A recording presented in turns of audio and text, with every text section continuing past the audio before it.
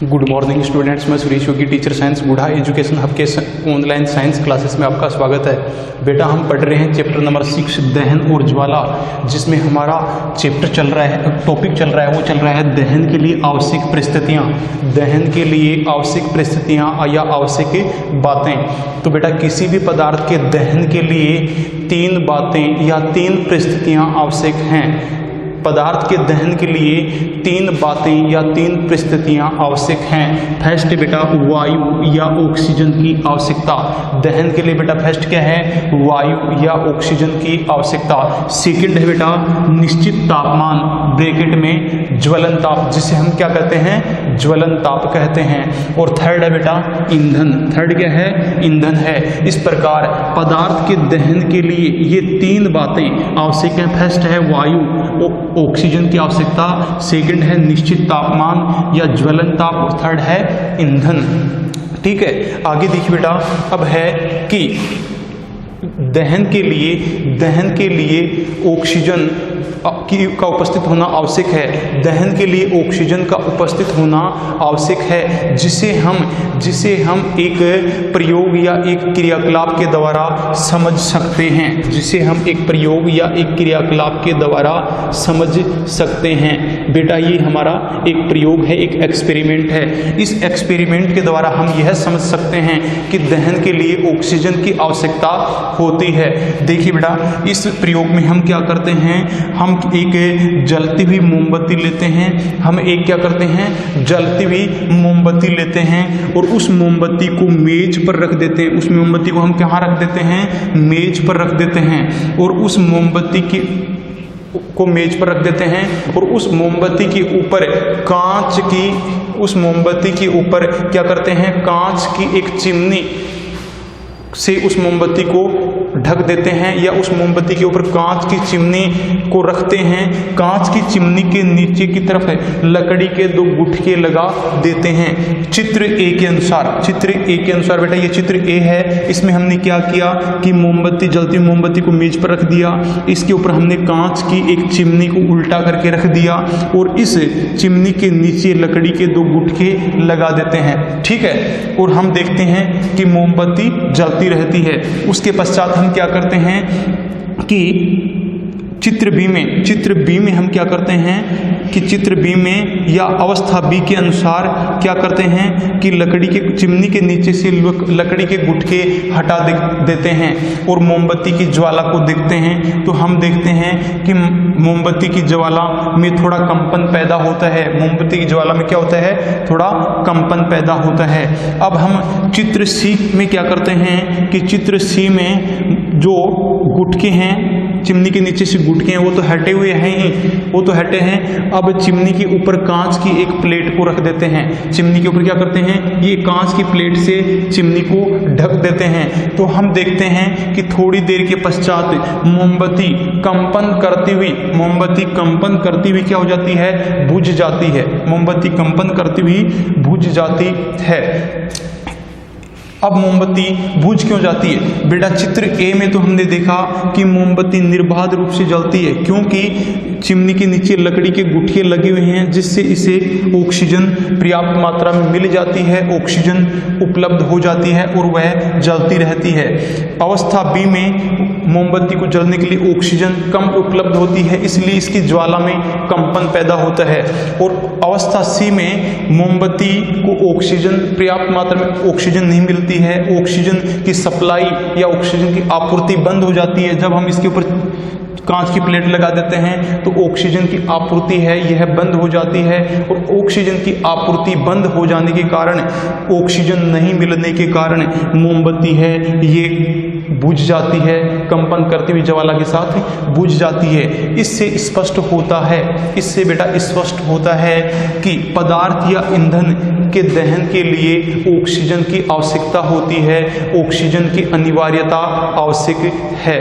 ठीक है, इसके बाद में अगला जो हमारा पॉइंट है वो है बेटा कि ज्वलन ताप। कि ये ज्वलन ताप है, ये क्या होता है? ज्वलन ताप क्या होता है? तो देखिए, ज्वलन ताप ज्वलन ताप बेटा एक निश्चित तापमान होता है। ज्वलन ताप है वो क्या होता है, एक निश्चित तापमान होता है।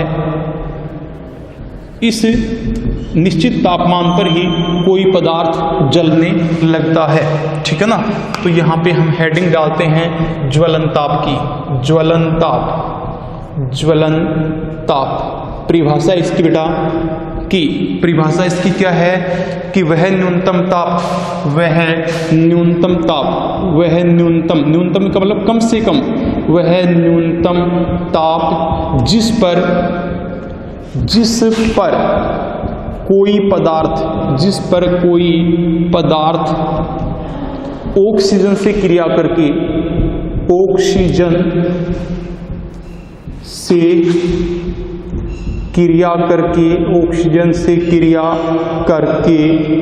जलने लगता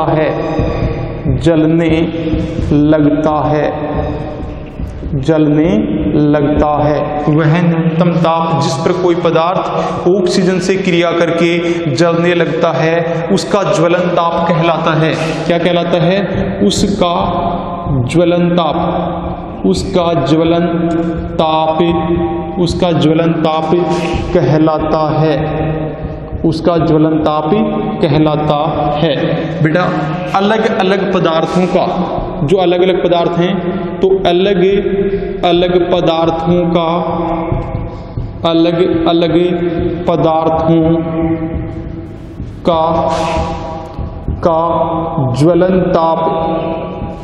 ज्वलन ताप भिन्न भिन्न होता है।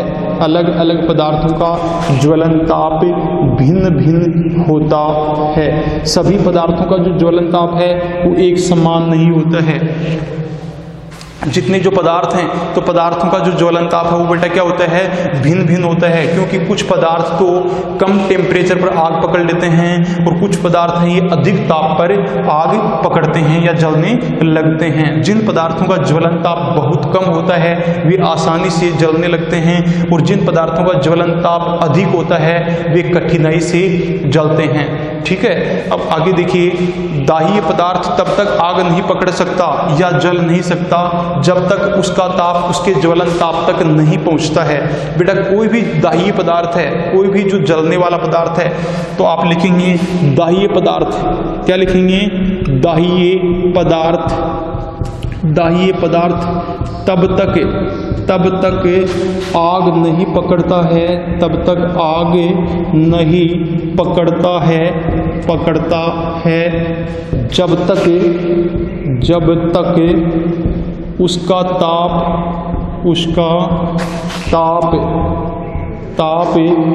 उसके ज्वलन ताप तक, जब तक उसका ताप उसके ज्वलन ताप तक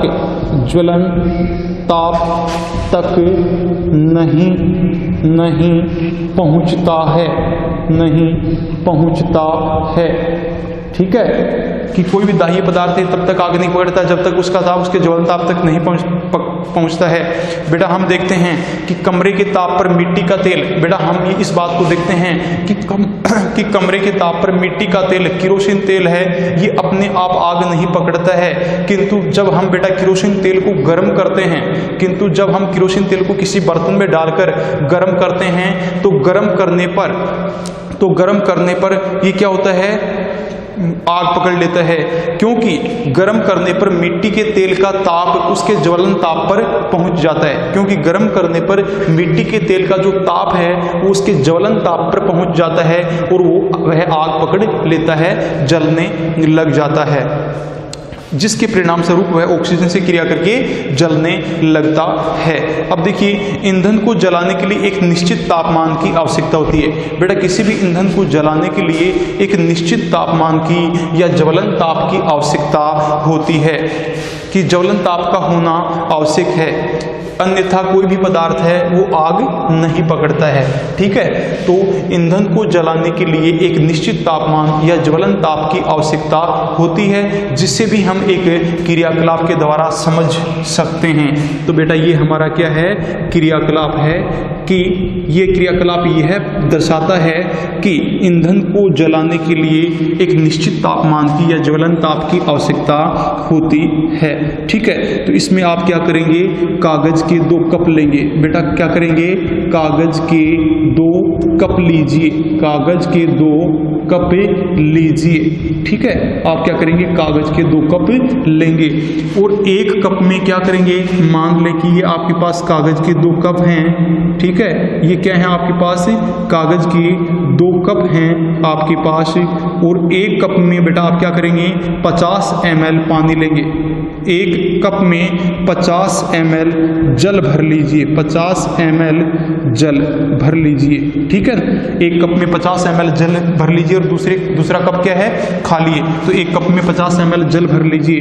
अब इन कप को 2 अलग अलग मोमबत्ती के ऊपर रखिए, जलती हुई मोमबत्ती के ऊपर रखिए।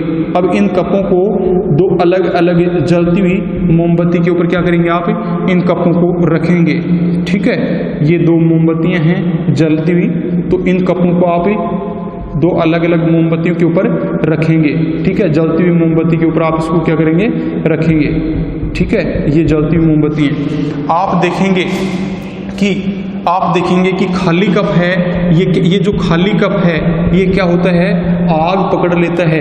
ये क्या कर लेता है, आग पकड़ लेता है और जल जाता है, आग पकड़ लेता है और जल जाता है। जबकि जिस कप में पानी भरा है, वह आग नहीं पकड़ता है, क्योंकि कप को दी जाने वाली ऊष्मा जल में स्थानांतरित हो जाती है, जल में चली जाती है। कप को जो ऊष्मा हम दे रहे हैं, कप को दी जाने वाली ऊष्मा जल में, इसमें जो जल भरा है जल में स्थानांतरित हो जाती है, जिसके कारण इस कागज के कप का ताप इसके ज्वलन ताप पर नहीं पहुंच पाता है और यह आग नहीं पकड़ता है। जबकि खाली कप आग पकड़ लेता है और जल जाता है। इससे बेटा यह सिद्ध होता है कि ईंधन या पदार्थ को जलाने के लिए एक निश्चित तापमान या ज्वलन ताप की आवश्यकता होती है। बेटा अब ये इसके आगे का अपन अगले वीडियो में पढ़ेंगे, और एक आप इन सब के नोट्स लिखेंगे अपनी नोटबुक में, इन सब के नोट्स लिखेंगे और आप मेरे पर्सनल व्हाट्सएप नंबर पे इन सब को आप सेंड करेंगे। ओके।